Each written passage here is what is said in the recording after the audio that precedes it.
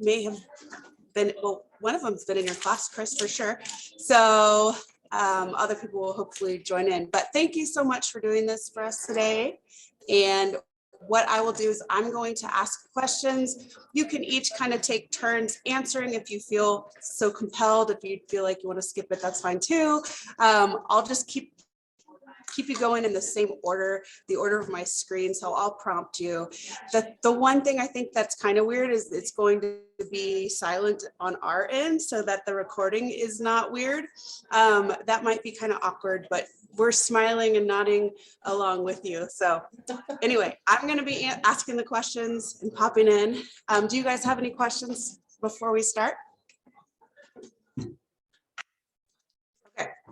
So what I'm going to do is let you guys first just introduce yourselves. I know that you are probably best at this to tell us who you are, what you do, and then I'll ask the questions that I sent you earlier. So we'll go in the order of my screen. So Ruth, that starts with you, and then Chris, Vanessa, and David. Does that sound okay? Sounds great. All right, well, let's start with introductions. Good afternoon, everyone. I am Officer Ruth Lohr. I am the, among many other things, Public Information Officer here at the CHP in South Lake Tahoe.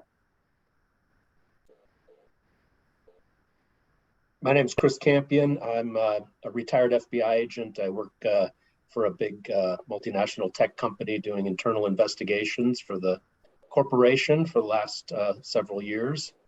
And also an adjunct faculty member, teach a couple classes at the college there. Hi, I'm Vanessa Wood.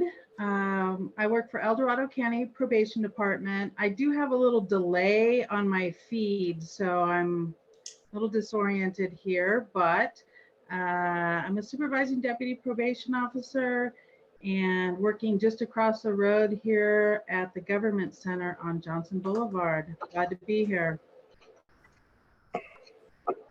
Hi, good afternoon. I'm Dave Stevenson. I'm the chief of the South Lake Tahoe Police Department. I've worked with all these people on the screen before, and Chris Campion's one of my mentors, so I'm glad to be here. That's cool. Thank you, guys. So next, our question that I would like for each of you to answer is talk about how you got to where you are. What was your education path like? What jobs have you had in the past that led you to this point? They don't have to be related jobs. They could be like cashier at Kmart, whatever. So just give us a little background. Thanks. Okay. Okay, let's start. Mine isn't very vast, so it's not going to be as much fun. I actually started, I knew that I wanted to be in law enforcement my whole life. I don't know why or how. It's probably based on what my parents did. My mom is a nurse. My dad was a welder, but became a teacher. And so it was always something like, I always wanted to help people just like I saw my parents doing. So I started out on a softball scholarship going to the University of North Dakota, where I studied criminal justice. I came back after a year, so I didn't get my degree there. And then I went to a JC, Antelope Valley College, as a matter of fact, and studied criminal justice, did not get my degree. Then realized that I had a family at that point, so I needed to start working. So I started working at JCPenney as just a cashier, like we were talking about. I then moved up to Hertz Rent-A-Car, where I was a branch manager and had ran several branches doing that. And then basically after that, I went right into law enforcement. I applied for several different agencies. Thankfully, I was lucky enough to get on with the Highway Patrol, and I have been here ever since. But to be honest with you, I didn't have a degree, but the amount of schooling that I did have greatly benefited what I do now. So it was a good starting point for me. Chris? Thanks, Ruth, and thanks for your nice comment, David. But what you really mean there is that I'm just old and you grandfather to you. Yeah, I understand that. So I do have a little bit more of a varied background, just because I've been around longer, I guess, than some of the other people on the call here. I did a lot of different jobs growing up in high school and college, working my way through school, busboy, waiter, worked at a golf course. I was a caddy and a greenskeeper. worked in a hospital as an orderly during high school. It's what a nursing assistant is now, kind of blood, guts, and dead people. And then I started painting houses to get my way through college, to earn my way through college. And the guy that I painted for actually had a property management business. He was not technically a slumlord, but he had a lot of properties in some pretty kind of depressed areas. So we would go there and do painting and maintenance on those units, collecting rent, all that kind of stuff. But I didn't really know, unlike Ruth, I didn't know that I wanted to go in law enforcement. When I started out, when I graduated from college, I went to Colorado State University. I'm from the Midwest, not far from where Ruth went to college. I grew up in Minnesota. And I went to Colorado with the idea of being a wildlife biologist. I had some exposures to the wolves, the gray wolf reintroduction in northern Minnesota. I thought that was pretty cool. I wanted to do something that wasn't, kind of indoor at an office all the time, out and do different things. I went to Colorado State. I did okay in college there. And after the second year, the advisor took me aside and said, "Hey, Chris, you're doing okay here, but I got bad news for you. The United States Forest Service, who is by far the largest employer of wildlife biologists in the country, had just signed a consent decree, like in 1979, with because they had discriminated so many years against women and people of color." So he said, and you also are not a veteran, Chris. If you had a veteran, you might have had a chance. You had no veteran credits. So he basically said, you might get a job someday, but if I were you, I'd think about, something else. So I did, and I went back to Minnesota. I finished up my college career at a small Catholic college there. I thought briefly about the priesthood, but then I remembered I liked girls too much, and so that was kind of a non-starter. So I studied philosophy, and kind of the big meaning of life questions. And while there, I want to give a little plug for Nicole. I had a counselor at the college there that was really good to me, and he gave me all these tests and career interest inventories and stuff like that. And I scored really high on military and police and lawyer, and then optician. So I don't know where that optometrist, or I guess it was an optometrist, then came in. But I was kind of intrigued about law enforcement. I'd always liked cops. One of my first football coaches was a police officer for the town that I lived in. And it turned out we had a family friend who was a police chief, like David, in a smaller suburban department. And he actually was former beat partner with the guy who had gone into the FBI and actually had risen up pretty high in the FBI. And so this friend said, "Hey, you should think about the Bureau." And so I read up on it, and I realized that if I went to law school, I would have kind of a better chance of getting in, because the odds of getting into the FBI then and now are still pretty competitive. It's hard to get in. But if you have a law degree followed up by like some other kind of things that you are good at, physical fitness, that kind of stuff, you would have a better chance of getting in because you're only competing against other lawyers. And it's the same for accountants. And nowadays it's computer people, it's linguists, people who speak languages that the FBI has a need for. So you kind of get those ways of getting in quicker, as opposed to competing with all the police officers and former military people and people from all walks of life. So I did that, and I went to law school, and I applied in my third year of law school to the FBI, and they were in a hiring freeze. So I ended up working as a lawyer for a couple of years, which was good because I realized I probably didn't want to do that for the rest of my life.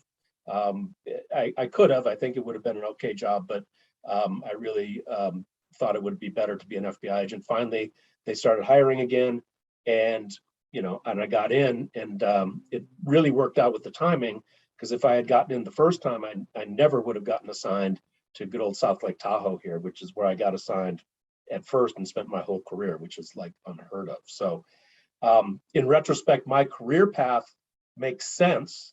I started out wanting to study, predators in the wild, and I kind of ended up, tracking and capturing human predators in the wild. So it kind of comes back, full circle. So I'll shut up now. Go ahead, Vanessa.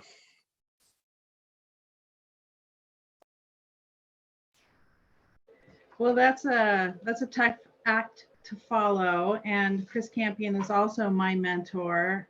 You students at the community college are lucky to have him on faculty there. My career path and education is a lot like you students there. I started at the community college at Allen Hancock College in Santa Maria, just studying general liberal studies. From there, and I played softball, by the way. And from there, I went to UC Santa Barbara, where I earned my bachelor's degree in psychology. And never once did criminal justice enter into the picture.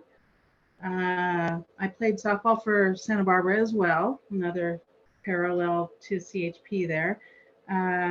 But after college, I decided I was going to take a gap year before I went in to get my MFCC and graduate school in counseling.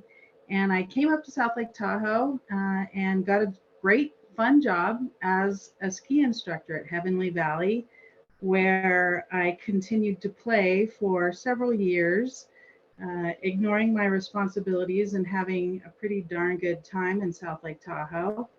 I met and married my husband, and in a remodeling effort, decided I better get a good job with some benefits. Ironically, I was called to jury duty in the late 90s, and it was a very interesting case, the first time I had ever served on jury duty, and the defendants in the case were members of the South Lake Tahoe Police Department and El Dorado County Sheriff's Department. And the case was regarding brutality.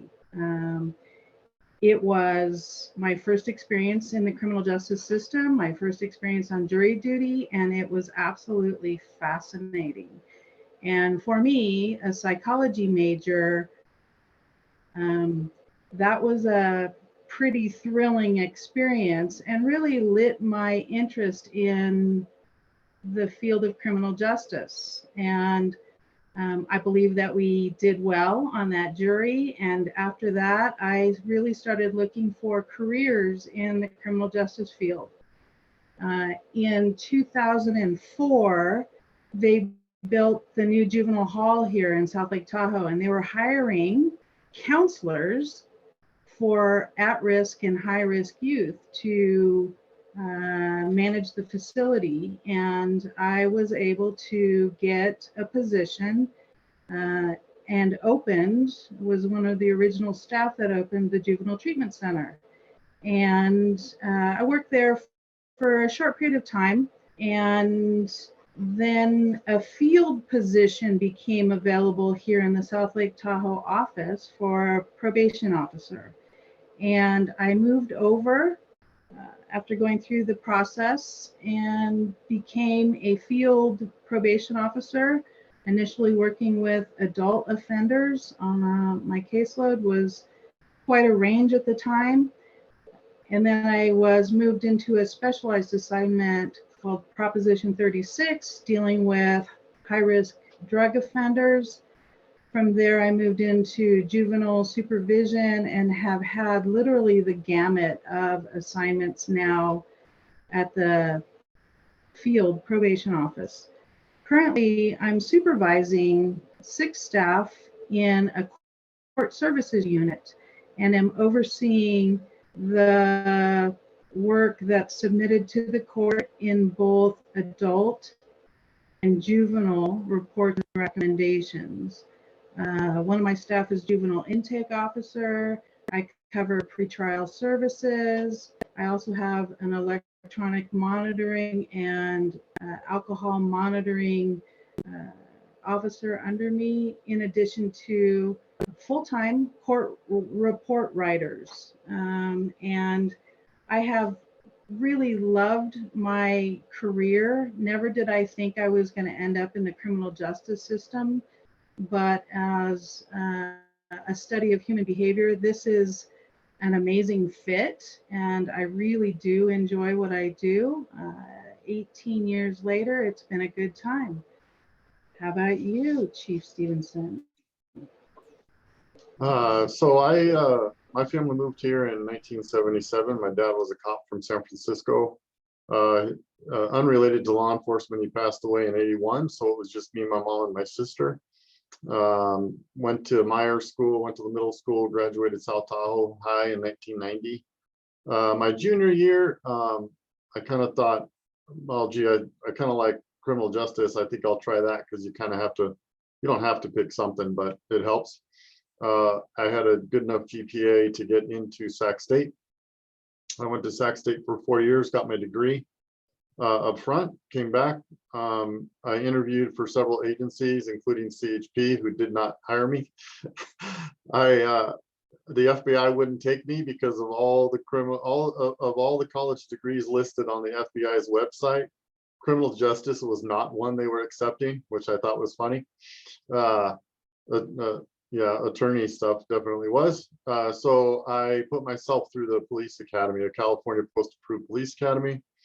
That's when things really took off for me because I just come out of college, so academically I was pretty tuned up.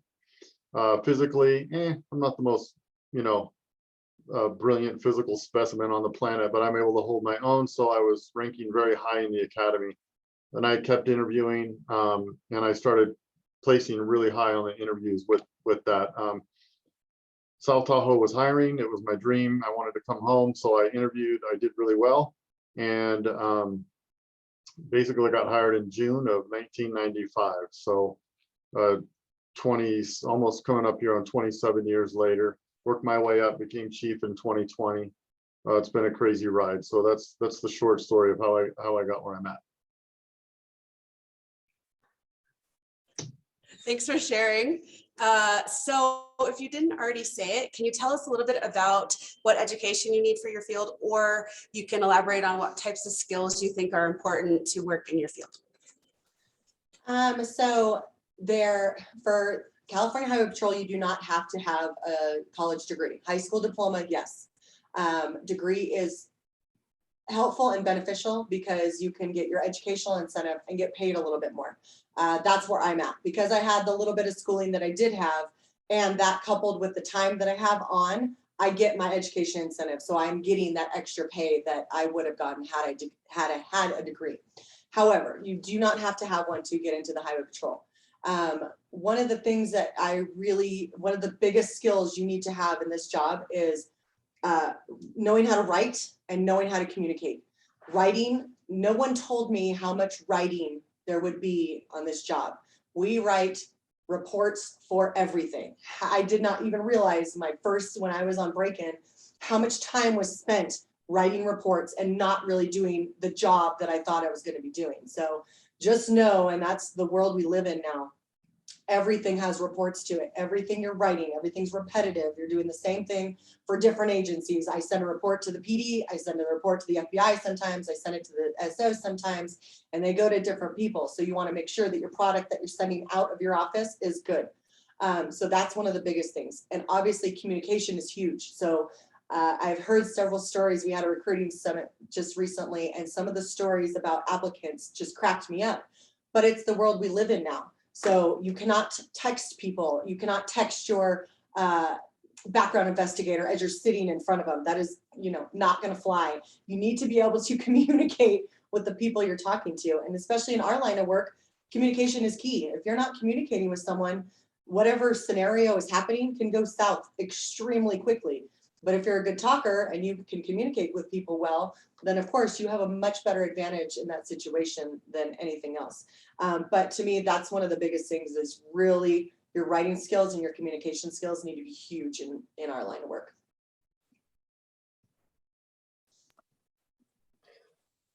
Absolutely, yeah, and I double echo Ruth with that. As an investigator for the FBI, my rule was you always do at least one day of paperwork for one day or of the fun stuff. So you have to think about it in terms of that.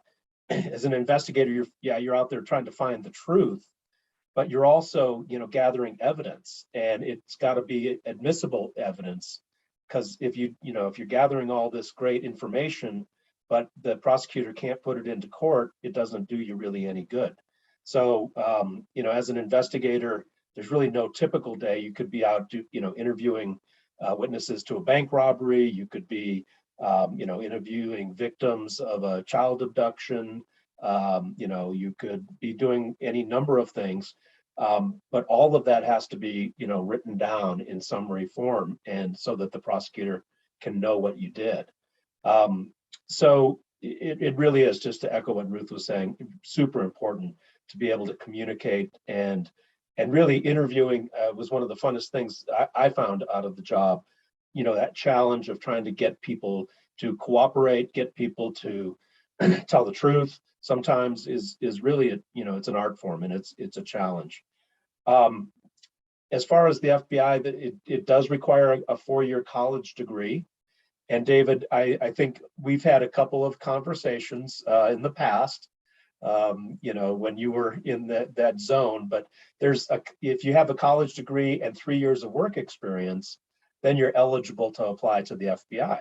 And so that's one thing about the FBI, especially.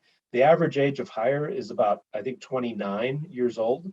So they take people who are older, who have had some life experience. They like to see kind of your track record of what you've done. I was 29 when I got hired. It's pretty common. But so, think about it in terms of a progression. I tell a lot of people that if you're interested in the FBI or any federal law enforcement, the DEA, the Secret Service, the Marshals Service, that they require a 4-year degree. Go and do a job. Be a police officer, be a sheriff's deputy, be a highway patrol person. One of my old partners was a highway patrolman, Ruth, that came to the Bureau for a few years, and it's a great guy. It's a great proving ground. And I think, and it's kind of a shame that sheriffs don't do this all the time now, but even starting out with like a couple of years in the jails as a jailer is a great way, because you're getting to know your customers for the future.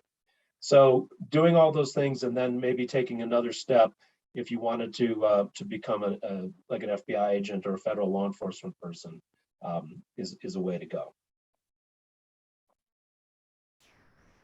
Well said. I really have to emphasize what you two have as well. Here in probation, we do a lot of writing. I think the formula is probably fair that Chris identified. Writing skills, being a good speaker and communicator. We do a lot of motivational interviewing with offenders who are on probation, grants of probation, and have to complete various terms and conditions and counseling programs. We really have to deal face-to-face with those folks that need to address their behavior. And so good communication skills is always a plus.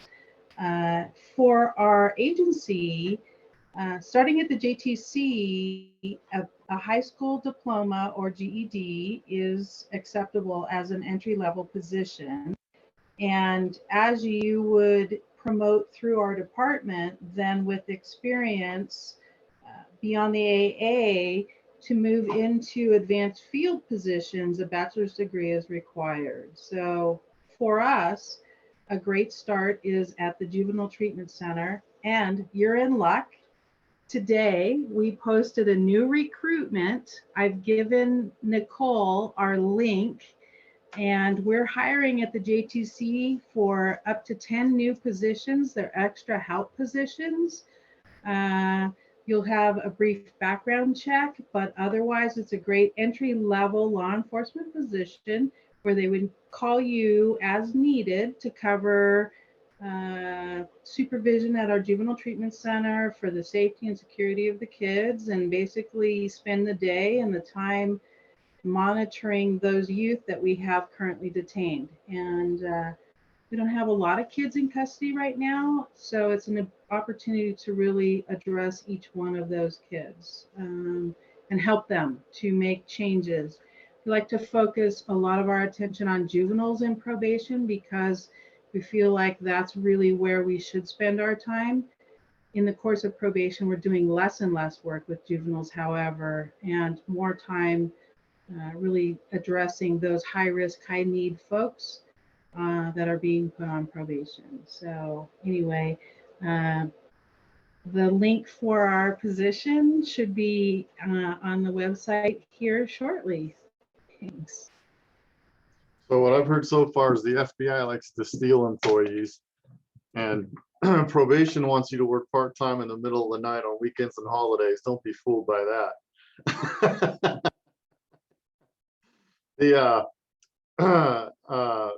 For a police officer, it varies around the state. We only require a high school diploma. However, college does help, or we also look for military service. So 4 years of college with your degree or 4 years military service helps a lot. Another thing for us that we've been doing for as long as I can remember is if you're bilingual, mainly Spanish speaking, that gets you to the top tier for us as well. We're really trying hard on that. So job stuff, you guys can go to the city of South Lake Tahoe's website anytime, and our postings are there. We're pretty much constantly recruiting for dispatchers, lateral police officers, and entry-level police officers. So, and I can explain the difference between those two later if you guys want. So thanks. Thank you. So Chris talked a little bit about this already, but if there is a typical day in your life at work, what does that look like, or what are your job duties like? Well, I'll talk a little bit about both because now I'm inside working behind a desk. So I'm way more busy than I ever was working the road. As far as road goes, let's just say a typical day out on the road. Obviously, we're out investigating collisions, enforcing any of the laws. When we talk about the vehicle code, the penal code, health and safety code, all of them, we enforce all of them. Obviously, speed is our number one out here and our number one concern. Speed and crashes out here in South Lake Tahoe, but obviously we're statewide. Every single office is different. Every single office has their own things of what they deal with. I was fortunate enough when I started in Barstow, I had a huge desert to cover, and I mean huge desert to cover. So we were always doing something, whether it was drug interdiction, whether it was investigating collisions, because everything out there, we call it a yard sale, because when you crash, your crap goes everywhere, just like a yard sale. So you have a lot of work to do because you have a lot of a scene to handle in those scenarios. And I had to write it down because there was just so many things. Obviously, just assisting disabled motorists, keeping the roads clear, which means anything, whether it's a snowstorm and we've got people spun out and we're clearing vehicles out of it, or we've got boulders on the road or rocks on the road, or somebody strikes a bear and kills a bear. Like, those are things we have to make sure that the roads, that is our main focus. They are clear, they're safe for you to travel on, everything about that. Now that I've come inside, I have 5 different jobs. I'm the accident investigation review officer. I am the VIN officer. I'm the tow officer. I'm the training officer. What else do I do? PIO, tow, AI, evidence officer. That was my last one. So my day inside is extremely busy because I do a little bit of everything. I'm reviewing all the crashes that come through. I'm purging and taking in evidence from the evidence room, making sure that all that stuff is proper in and of itself as well. When it comes to PIO, my public information position, I do all kinds of stuff. I'm teaching classes, we're doing car seat installs and inspections. I mean, there's so much to do when it comes to our line of work, and we have everything. So in the highway patrol, we've got motors, the motorcycle cops, we've got car cops, which is us. You can fly a plane, you can fly a helicopter, you could be on a boat. Those are real things that you can do. We're just about to graduate, I think, 9 new canines from the canine school. So, I mean, literally, you can do whatever you want in the highway patrol. SWAT, go work at the Capitol, which sounds absolutely terrible, but some people want to do that. If you want to go work at the Capitol and deal with the protests all the time, more power to you. You'd be perfect for that job. But that is one good thing about the highway patrol, is we are not just highways. That is our main focus, but we're also the state. So we do everything with the state. If it's a state building like the DMV or any of the Caltrans yards or California Conservancy, that is our jurisdiction in essence. when it comes to enforcing laws on conservancy land. So it is just one of those things where you can do almost anything depending on what appeases you. I tried to get into accident reconstruction. I was part of our MATE for a little while, which is the multidisciplinary accident investigation team, which everything has an acronym, so get used to acronyms. But MATE was one, that's really what I wanted to go into, and I just was not quite smart enough to pass the last test, but I made it through everything else. But really interesting stuff. If you're good at math, that is where you need to go. Go start doing accident reconstruction. And then when you retire from this job, you can go make all kinds of money. But if everyone else is talking about recruiting, I'm going to talk about recruiting. We're always hiring. So all you've got to do is Google us, go to chp.com, and you will find out the information. But same thing like Chief was saying, we're hiring for dispatchers, we're hiring for officers, we're hiring for clerical, we're hiring for people that work on our cars. And as a matter of fact, we're about to have to replace our guy here in our South Lake Tahoe office because he's going to retire. So there's a lot of options. And I know all the other agencies are the same way. There's so many different things you can do. It's not just about being a cop all the time. That's what I got for you. So Ruth, does the Highway Patrol have the day shift midweek job applicants like Chief Stevenson was talking about when he was giving probation a hard time about the JTC?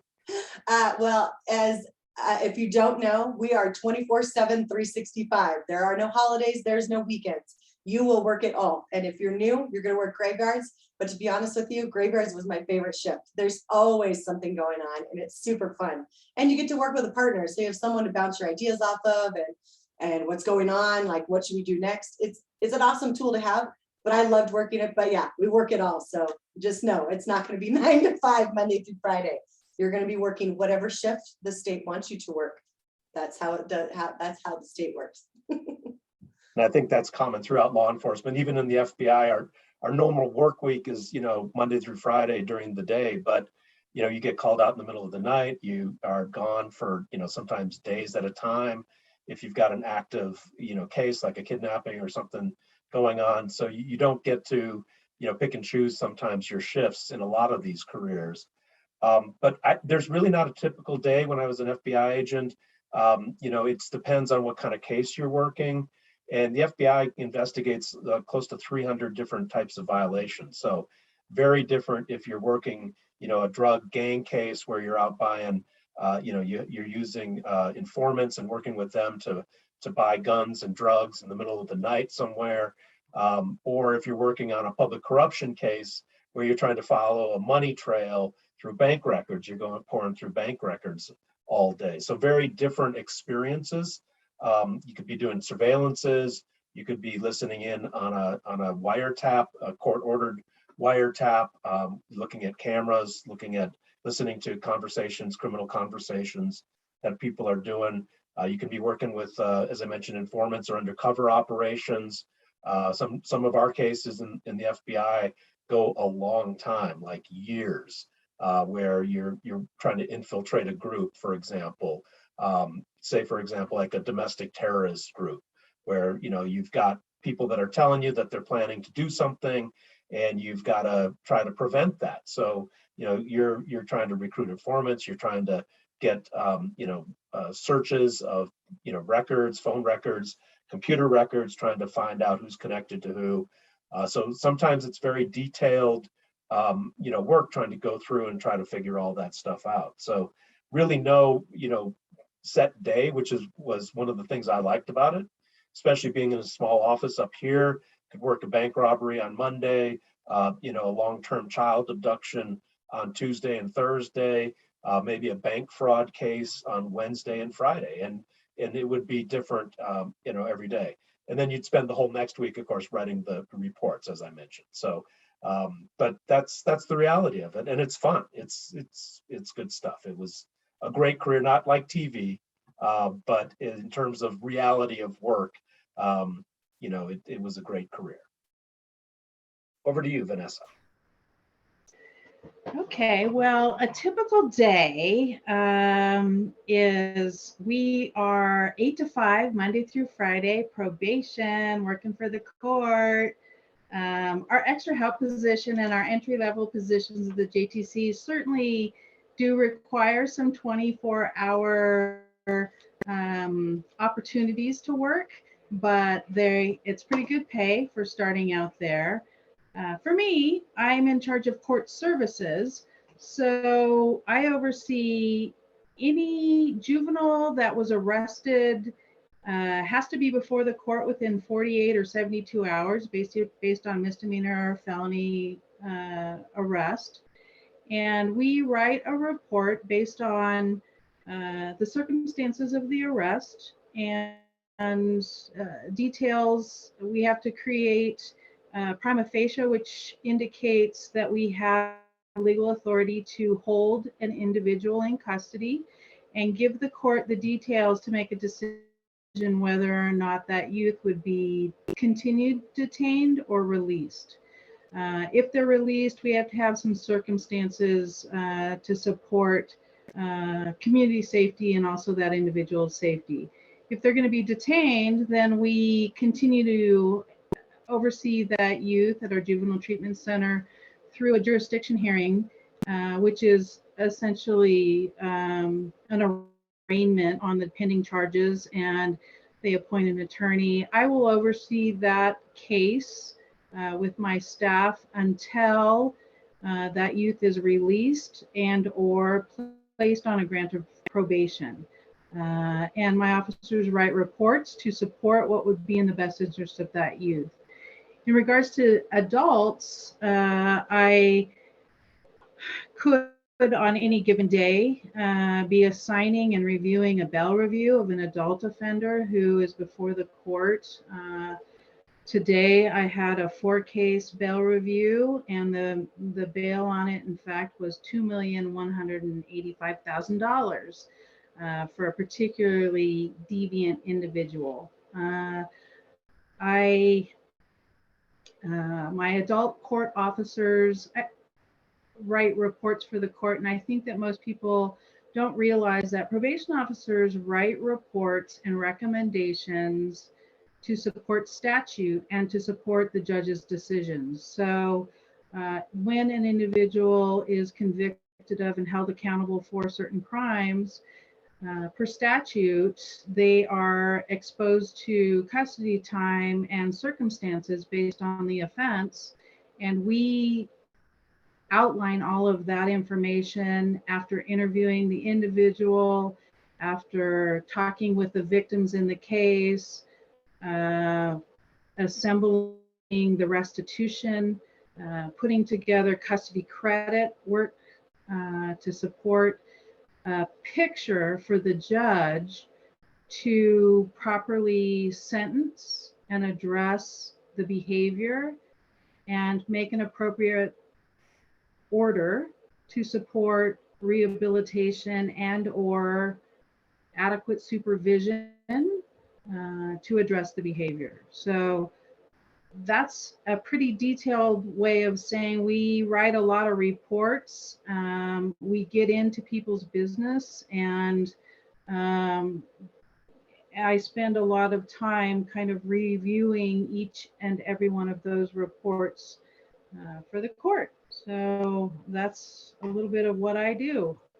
On the other side, my counterpart has the supervision caseload. He's got staff who have anywhere from 20 to 50 individuals on their caseloads, from domestic violence, DUI offenders, PRCS, which is a parole or MS caseload, and then general supervision caseload. And his officers spend their time either here actively supervising their people or out in the field checking on their homes, searching them, verifying their employment, verifying their residence, drug testing. He's busy with all of those physical activities. So together we sort of keep track of everything from court to supervision, and currently a grant of probation is 1 year for misdemeanor cases and 2 years for felony cases. And then domestic violence and PRCS can exceed that. So there's what a day in my life my work life looks like. Vanessa, I think you water a lot of plants too. I noticed behind you. But so for the cop world, our day, we get there at 6 a.m. and 6 p.m. are our briefing time. So that's top secret though. Don't tell anybody. We don't want to know. We don't want people to know when we're in the station. But they'll brief for about 20 minutes, go over what happened the night before, and then it's the sky's the limit for us. We go to a TC, a bear call, a domestic, some type of disturbance, anything you can think of, and it changes every single day. And it's 12-hour shifts. And like was said earlier, if they're doing a lot of stuff, they're going to spend an equal or quadruple amount of time writing about it. So I'll leave it at that. Pretty short. It can be anything for us.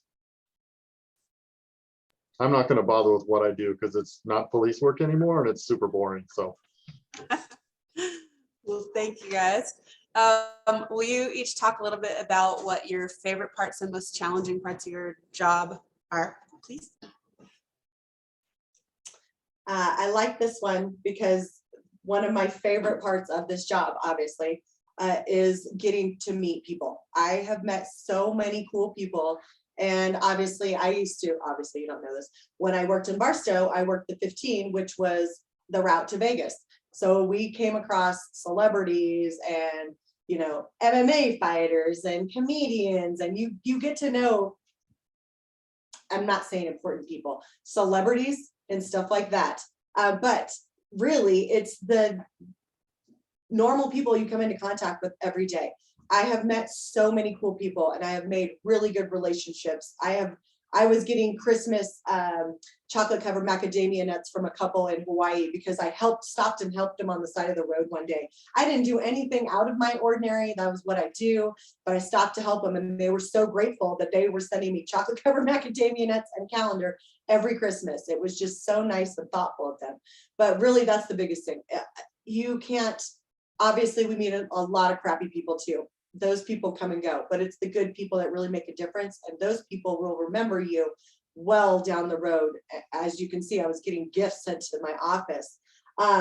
One of the main things that I don't like is the stereotypes that are involved regarding us and the ignorance of society. And it's really hard to combat that one because there's so much negative stuff out there. And if that's what you want to do is join law enforcement, you need to know you're stepping into crap right off the bat because our society has totally turned around and has not or is not supporting law enforcement the way they need to be supporting us. And when we were having all kinds of riots and stuff a couple years ago and things were really hitting the fan, we had so much support that was so quiet that you didn't even know it was happening. You had way more people who were very voicing their opinions about how much they didn't like the cops, but the people that were promoting us and definitely were pro law enforcement were everywhere. And everywhere you went into a coffee shop, someone's like, hey, I support you. I got your back. I don't believe any of the crap that's being said on TV, but that's what you're going to come into. You really need to understand that coming into a job like ours is you may lose friends, you may lose family, because of what you do. So understand that. That's the part I don't like. Well, very well said, Ruth. Just to kind of build off of that, I can't think of another career, well, like maybe medicine or something like that, but where you have the opportunity every day you go to work to change somebody's life drastically for the better. And, you know, that's what the vast majority of people go into criminal justice and law enforcement for, is to make the world a better place. And we get to do it. And that's kind of unique. So the best part of the job for me was dealing with the victims, you know, the families of the victims, if they were dead, you know, if the victim was dead, just to try to, you know, you can't make things right. You can't bring it back, but you can make it better. And that was really an important part of the job for me. And then communities too, you know, as Ruth was saying, the community has this perception out there. And if they see, you know, a corrupt politician, or if they're afraid because there was a gang shootout, like in Sacramento, being able to get in there and do the work and put those people where they belong, which is in jail. Hopefully, and Vanessa's job is to assess them and help the judge understand, what their true level of dangerousness is, and they're off the streets. So that's what the best part of the job for me was, because I hate bullies. I hate predators, people who prey on children and elderly people, and I hate thieves. And that's, for me, was the best part of the job, is because you could see where your effect was, not every day, but often, and enough for the career. The most challenging part for me of my career was the technology change, and it's even accelerating now. I mean, so I think I wrote the first search warrant to ping a cell phone in the federal Sacramento Judicial District in like 1993. And now, Chief, you do these all the time, right? You're trying to track people by their cell phones. DNA, when I started my career, DNA was in its infancy. You needed like a nickel sized, sample of blood from a crime scene to get just one DNA profile. And now you get a touch DNA, you can touch a dead body, and if your DNA is picked up on that, if your second cousin sent in a 23andMe, then that can be matched. I worked on the Golden State Killer case right before I retired. So, I mean, there's so many opportunities with the technology, but so many challenges. The dark web, all that stuff is changing so fast. You folks, that are watching this are a lot more nimble with the technology, I'm sure, than I was, but it's changing quickly, and we have to be ahead of it. So that was the most challenging part. Vanessa, how about you? Well, as a psychology major, my fascination with human behavior has never been more satisfied than with my career in criminal justice. Every day I'm reading reports or arrest reports from the various law enforcement agencies, and it never ceases to amaze me, the behaviors and things that people do in this community. And so for me, it's just a fascinating study in human behavior.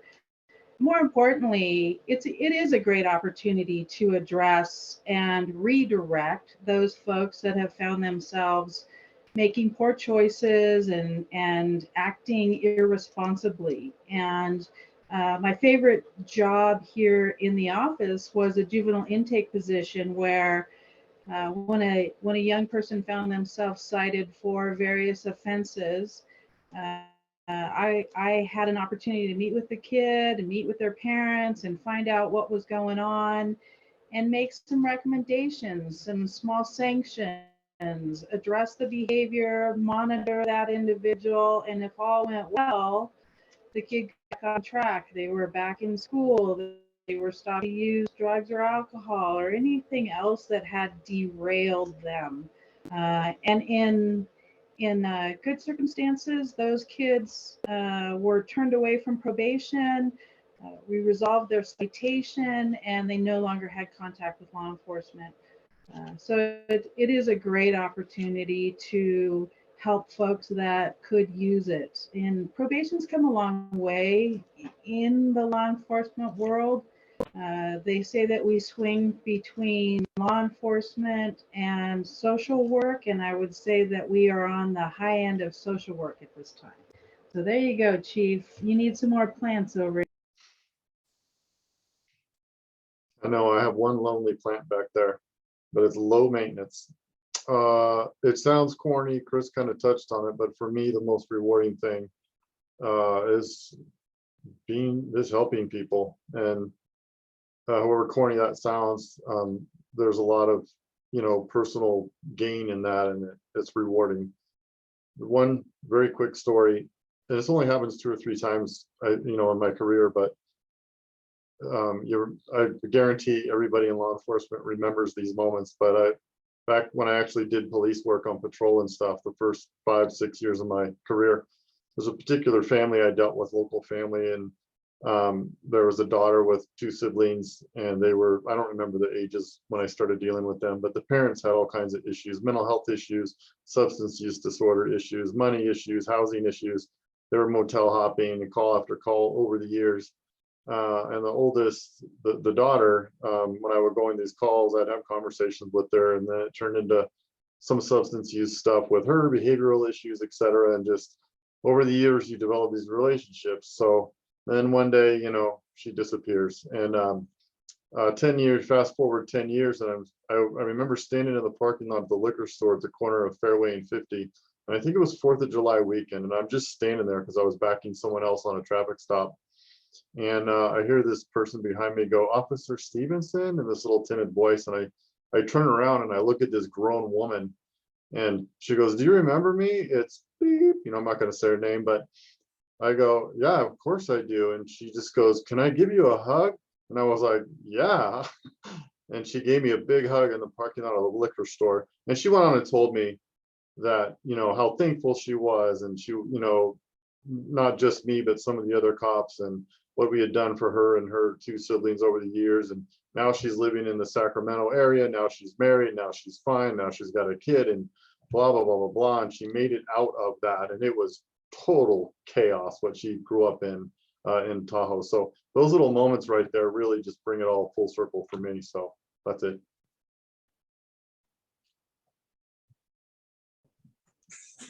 Thank you. So what advice do you have for these guys, or somebody who wants to follow in your footsteps? Oops. Okay, there we go. Don't give up. Keep going, no matter what it is. You will run into some roadblocks. It's part of life. And as you've heard from a lot of us, it took me 2 times to get into the highway patrol. I got denied the first time because I had a history. And I will tell you, it was a drug history, because I liked to party when I was in high school, and I liked to have fun. And we all did those things. But that pushed my career back a little bit farther, because yeah, I did those things in high school, and I became an adult and got married and had children and, you know, become an adult. But that past will follow you a little bit. So just know that you may run into those things. Backgrounds takes a while, because there is a lot of stuff that they're going to go through. They're going to go through your whole background, your life, about what you did. So if it's extensive, or if you come on a little bit later and you've got more of a background to go through, it's going to take some time. Don't get frustrated. Really, really push through, hold on to it, because in the end, it's totally going to be worth it. Officers that are coming out of the academy right now are starting their careers at $103,000 a year. So just know that's where you're starting, just coming out of your academy. Of course, our academy is a little bit different than a lot of other people's, and that's a little frustrating for some people, especially when we're taking on laterals or something like that, because we're not like the police department. We don't just take you as a lateral and you kind of just slide in. You have to go through the whole process just like the rest of us did. So our academy is a 6-month live-in academy. For a lot of people, that's a determining factor. They don't want to do it. But to be honest, I had kids, I had a family at that time, and that was much easier for me, because I could focus on learning, training, doing what I needed to do, which once again, that's frustrating. People don't want to do that. That's a deterrent for a lot of people. So just do not get frustrated, push through. If one agency is not hiring you, try another, but go with the one that has the best retirement and the best pay. They're out there. Just saying. Ruth, where are those applications again? And do you have an age limit for applicants? We do have an age limit. I'm sorry, Chris, and I will get hit on that. 21 to 35 is our age limit. Of course, 21 for everybody, but 35 we age out.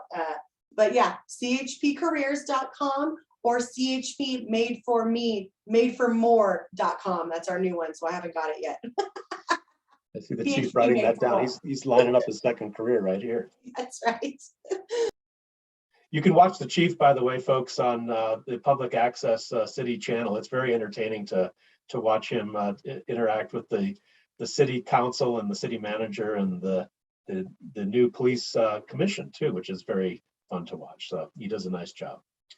So as far as advice, again, I'm sounding like a broken record following Ruth here, but go for your dream job. I mean, these are your choices that you get once in your life.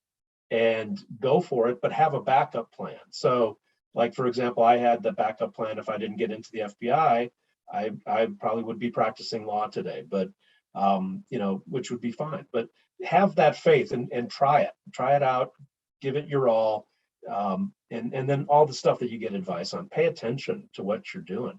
You never know when an opportunity is going to come by, and, you know, take advantage like you are today, coming here, listening to the four of us talk about what our careers have been.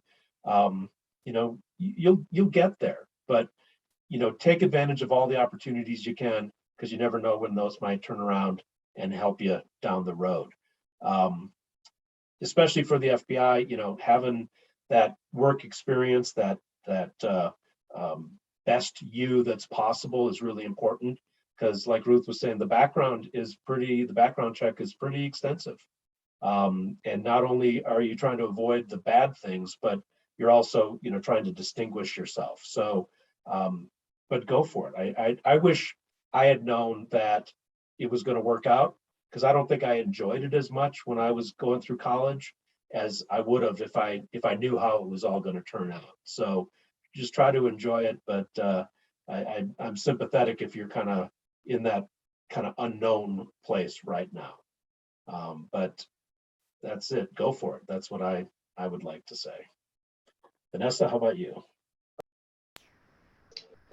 Well, it's an exciting career, and I would say if you are determined, you can certainly reach your goals. I'm happy to report that we'll take you as young as 18 years old at the Juvenile Treatment Center. I would sign up and go on to the governmentjobs.com website today and take a look at the application and see what we've got to offer for you. It is an exciting career. It's great to help people.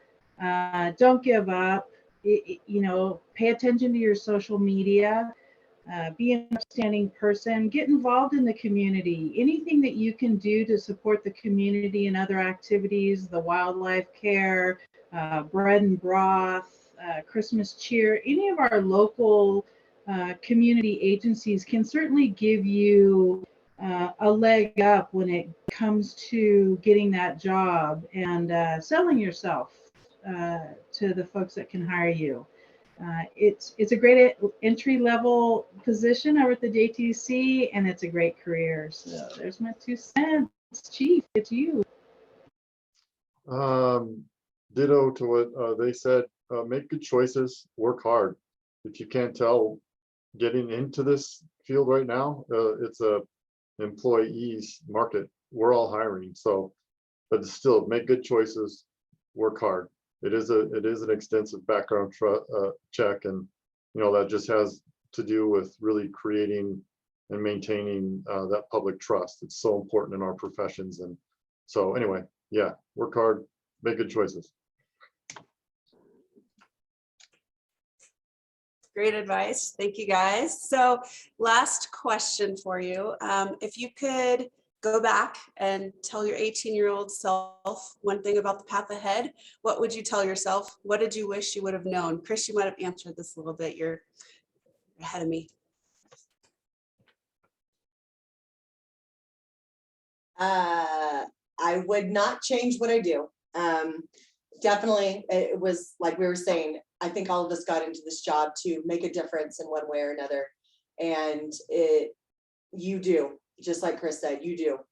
You may not think it and it may not feel like it, but you definitely will. So yeah, I would not change anything. To be honest, this is what I would be doing something in law enforcement, I can tell you that.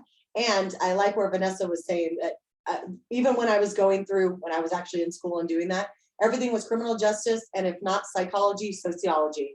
And those are huge to have in your back pocket because you're going to need them, and they're great, great tools to have. So if you can double major it, double it, but also just get those, for the electives or whatever classes you need to fill, get those classes in there because those are going to be great for you.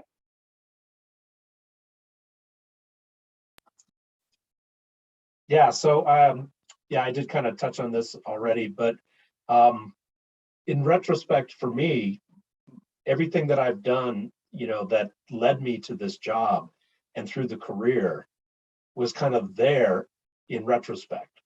So just, I think the thing I would like to leave everybody with is just have faith, follow your dreams, follow your heart, follow your abilities, and hone in on what you think is the best career for you, because you're going to be doing it, I can say with some authority here, like for the next 40 or 50 years. And if you're doing something that you don't like, that's just misery. So find a job that you love, find a job that you feel is meaningful. And, all of the aspects of criminal justice that we have represented here, I think are great opportunities, but there's even more out there. I mentioned earlier, all the different federal jobs that are out there that have a connection to criminal justice. Being a Secret Service agent, like Chief Stevenson mentioned, they're hiring right now. And I mean, they may have a college degree, but they will hire you right out of college, and you could be guarding the president. So, who knows? The marshals were in the news chasing that couple from Alabama, that jailer, the lady who worked for the jail, and the marshals hunted those folks down and got them. It's exciting work, it's meaningful work, and I think it's really a good career to consider.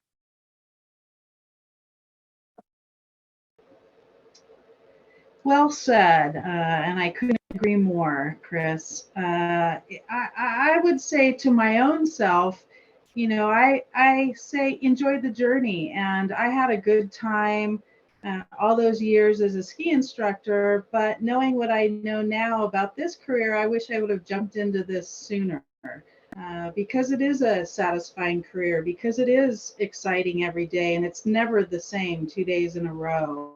And it is satisfying when you see and affect people to make better choices and to improve their lives and their circumstance, and to know that they are no longer involved in the criminal element in our community. There's a lot of satisfaction there. So I would say just be true to yourself, enjoy the journey, and maybe not mess around so long as I did. I would probably tell myself, avoid that one relationship and just stay the course.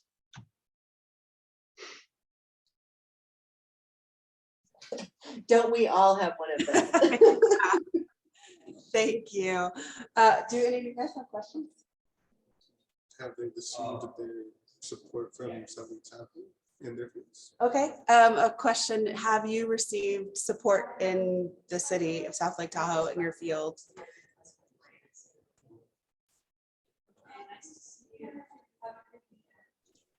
Yes, I was gonna say, Chief should answer that one best. yes, we have. And I can say yes, just from being in the South Lake Tahoe Basin, that yes, in the basin, the majority of people are pro law enforcement, absolutely. And we've had a lot of good discussions. I mean, it really has opened up the door to really deep.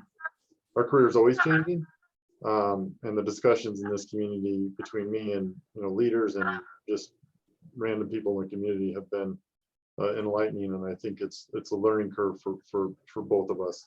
So it's been good. Thanks, guys. Well, thank you so much for spending your time with us today. We really appreciate it, and I'm sure they're all going to go off and pursue criminal justice now. Thank you. CHPmadeformore.com. Remember, it's a great site. You should go to it. All right. Thanks, guys. Bye. Thank you very much. Take care. Bye.